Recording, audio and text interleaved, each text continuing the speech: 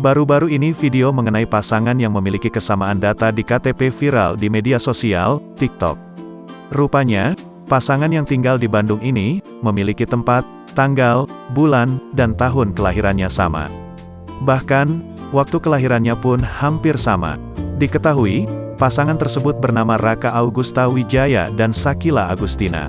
Melalui akun TikTok Sakila Agustina, @sakilagustina, ia membagikan bukti foto yang memperlihatkan sebagian identitasnya.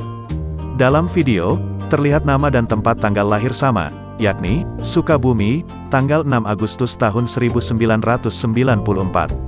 Hingga Rabu, tanggal 20 Oktober tahun 2021, siang, sudah dilihat lebih dari 4 juta pengguna.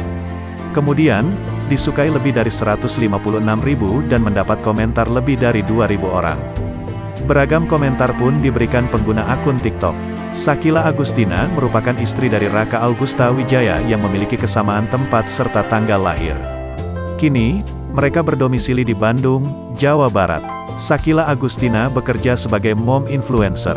Saat dikonfirmasi tribunnews.com, Sakila membenarkan terkait tempat hingga tanggal lahir yang sama dengan suami.